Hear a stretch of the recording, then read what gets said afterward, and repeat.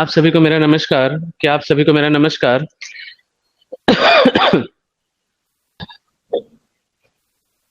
चल रहा था उसमें देखो, राष्ट्रपति की शक्तियां। और राष्ट्रपति की शक्तियों के अंदर जो आपको बताया गया था,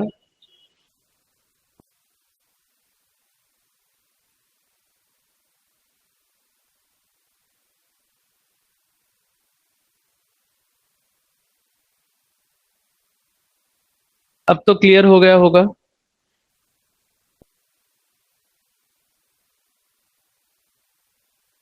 ठीक है, तो राष्ट्रपति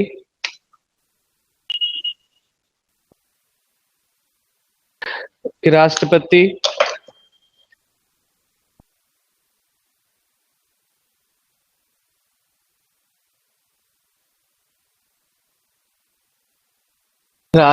की शक्तियां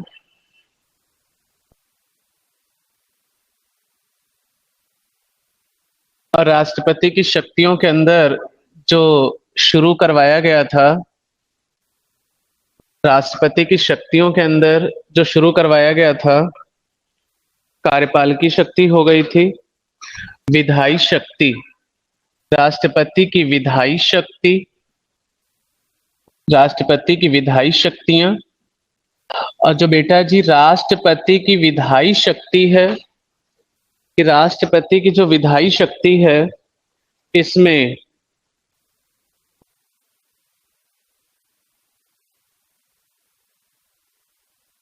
ध्यान दीजिए, विधायी शक्ति और विधायी शक्ति के अंदर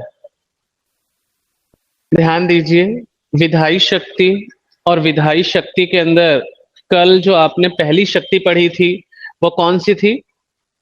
अध्यादेश पारित करने की शक्ति। अध्यादेश पारित करने की शक्ति, अध्यादेश पारित करने की शक्ति। विधायी शक्ति, राष्ट्रपति की जो विधायी शक्ति है, उस राष्ट्रपति की विधायी शक्ति में नंबर 1 अध्यादेश पारित करने की शक्ति। और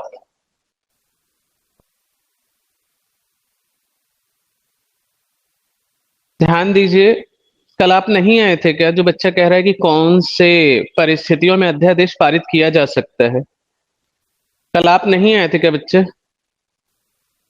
कल ये पूरा समझा दिया गया था, अध्यादेश का संवैधानिक प्रावधान आर्टिकल 123 और 213, उसके बाद किन परिस्थितियों में पारित किया जाता है, उसके पश्चात अध्यादेश और विधायिका के द्वारा पारित की गई विधि में अंतर, उसके पश्चात अध्यादेश किस प्रकार से भारत में संविधान या शक्ति के पृथक्करण का उल्लंघन करता है,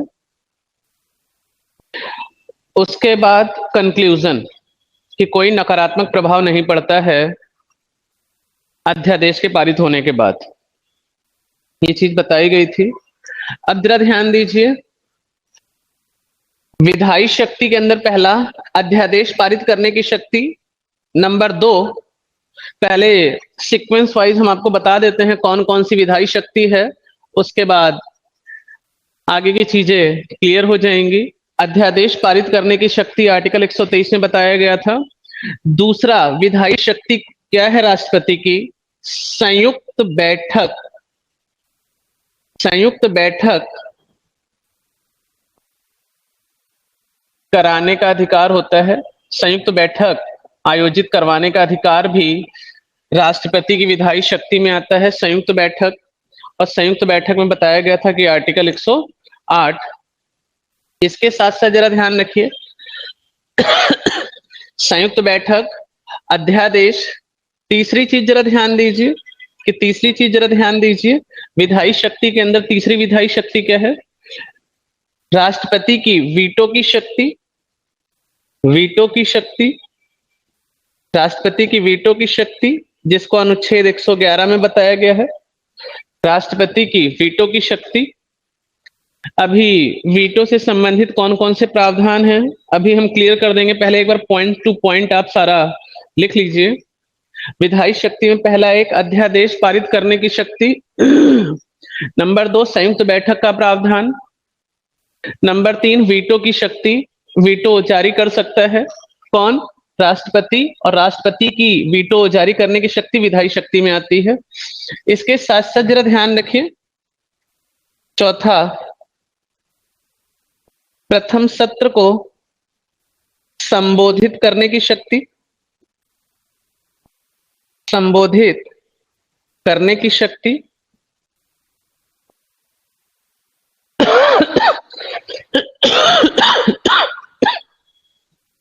प्रथम सत्र को संबोधित करने की शक्ति विधायी शक्ति कहलाता है। इसके साथ साथ जरा ध्यान दीजिए, इसके साथ साथ विधायी शक्ति राष्ट्रपति की अनुच्छेद 3 में, अनुच्छेद 3 में क्या बताया गया है कि नए राज्यों का निर्माण, नए राज्यों का निर्माण, क्षेत्र, क्षेत्र और सीमा में परिवर्तन, सीमा में परिवर्तन, सीमा में परिवर्तन। इसके साथ साथ जरा ध्यान दीजिए, इसके साथ साथ जरा ध्यान दीजिए, राष्ट्रपति की विधायी शक्तियों के अंदर जरा ध्यान दीजिए, विधायी शक्ति का मतलब क्या होता है? विधि से निर्माण या विधि के निर्माण से संबंधित या कानून के विषय से संबंधित। याद करिए, जब लोकसभा और राज्यसभा पढ़ाया गया था तो उस समय आपको यह भी बताया गया था कि लोकसभा के अंदर 2 एंग्लो इंडियन का मनोनयन कौन करता है? राष्ट्रपति करते हैं। उस कहाँ बैठे हो? सामने बैठो थोड़ा सा। तो कहने का मतलब क्या है कि जरा ध्यान दीजिए, आपको बताया गया था कि लोकसभा के अंदर 2 एंग्लो इंडियन को 2 एंग्लो इंडियन का जो मनोनयन होता है आर्टिकल 366(2) अनुच्छेद।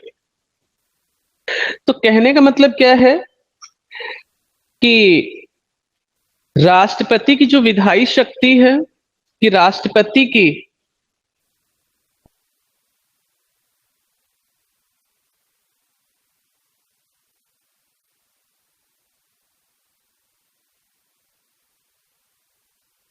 बहुत बहुत शुक्रिया कि आपको अच्छे से समझ में आ रहा है। दोस्त ध्यान दीजिए, आपने जब लोकसभा और राज्यसभा पढ़ाया जा रहा था, तो लोकसभा और राज्यसभा जब पढ़ाया जा रहा था बेटा जी, तो हमने उस समय आपसे क्या बताया?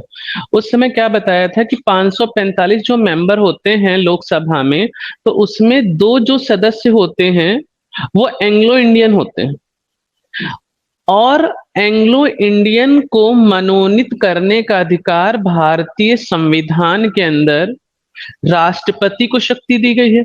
अब राष्ट्रपति जब 2 एंग्लो इंडियन का मनोनयन कर लेगा तो वो लोकसभा में ही बैठेगा ना, लोकसभा का है तो लोकसभा में बैठेगा, और जब लोकसभा में बैठेगा तो जब विधि का निर्माण होगा तो उसकी भूमिका भी तो हो जाएगी, है ना। तो जब विधि का निर्माण लोकसभा के सदस्य करेंगे तब क्या होगा? 2 एंग्लो इंडियन की भूमिका भी तो लोकसभा में हो गई, और लोकसभा विधि का निर्माण करती है। तो जरा ध्यान रखिए, थोड़ा सा ध्यान से देखिए, राष्ट्रपति की जो विधायी शक्ति, राष्ट्रपति के द्वारा विधि के निर्माण से संबंधित जो शक्ति है, राष्ट्रपति क्या करता है बेटा जी? जरा ध्यान दीजिए, राष्ट्रपति के द्वारा लोकसभा के अंदर 2 एंग्लो इंडियन, 2 एंग्लो इंडियन, और लोकसभा में 2 एंग्लो इंडियन तथा राज्यसभा में 12 लोगों का क्या करता है? वो मनोनयन करता है। अगर आप लोग को थोड़ा बहुत याद हो तो बताया गया था बेटा जी, कि अगर थोड़ा बहुत याद हो तो बताया गया था, लोकसभा के अंदर 2 सदस्यों का मनोनयन करता है बेटा, राज्यसभा में 12 सदस्यों का मनोनयन करता है। कौन? राष्ट्रपति। और जितने लोगों का मनोनयन राष्ट्रपति के द्वारा किया जाता है वो सदस्य विधि के निर्माण में भागीदारी करते हैं। तो जरा ध्यान रखिए, विधायी शक्ति, राष्ट्रपति की जो शक्तियां हैं उसमें हम विधायी शक्ति पढ़ रहे हैं, विधायी शक्ति। अब जो लल्ला विधायी शक्ति है, विधायी शक्ति, विधायी शक्ति में अध्यादेश पारित करना कल पूरी तरीके से समझा दिया गया था। दूसरा, संयुक्त बैठक, जब विधि सही से निर्मित नहीं हो पाती है, दोनों सदनों में जब डिबेट या विवाद की स्थिति हो जाती है, तो आर्टिकल 108 के तहत राष्ट्रपति को दोनों सदनों को संयुक्त बैठक बुलाने का अधिकार, यह भी समझाया गया था कि नहीं समझाया गया था? ठीक है, ये भी क्लियर हो गया, ये भी हो गया। वीटो की शक्ति भी है, विधायी शक्ति में राष्ट्रपति की वीटो की शक्ति महत्वपूर्ण है। अभी मैं इसको थोड़ा सा विस्तार से समझाता हूं, पहले पॉइंट सारे क्लियर हो जाए।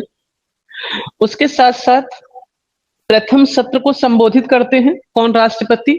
अब जरा ध्यान दीजिए, जब सदन की कार्यवाही समझाई जा रही थी तो उस समय सदन की जब बेटा जी कार्यवाही समझाई जा रही थी तो उस समय आपको बताया गया था एक प्रोटेम स्पीकर, और प्रोटेम स्पीकर के बाद कौन सा प्रस्ताव आता है? धन्यवाद प्रस्ताव। वेरी गुड, धन्यवाद प्रस्ताव। अब लल्ला जरा ध्यान दीजिए, जो धन्यवाद प्रस्ताव आता है, धन्यवाद प्रस्ताव आता है, ये किसके लिए आता है? राष्ट्रपति के लिए। तो धन्यवाद प्रस्ताव में आपको क्या बताया गया था? धन्यवाद प्रस्ताव में आपको यह बताया गया था कि नवनिर्वाचित लोकसभा तथा प्रत्येक सत्र की प्रथम बैठक का प्रथम भाषण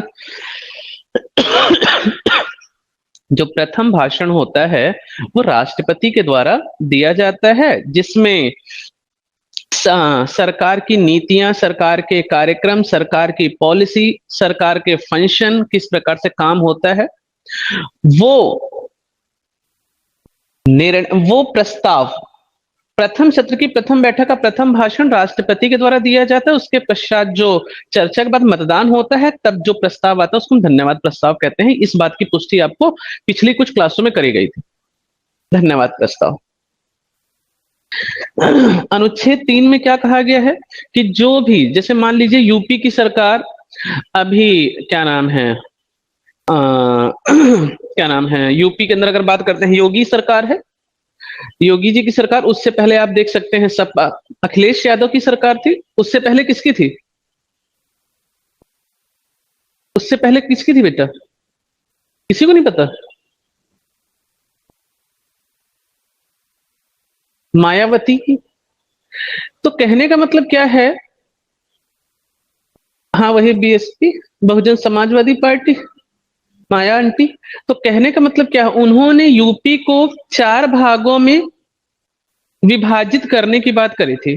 तो जरा ध्यान रखिए, यूपी की सरकार करे चाहे कोई भी सरकार, किसी भी राज्य को प्रशासनिक सुविधा के लिए उसको बांटना या उसका विभाजन करना, ताकि प्रशासनिक कार्य आसानी से हो जाए, तेजी से हो जाए, सुशासन आ जाए, गुड गवर्नेंस की बात करती है।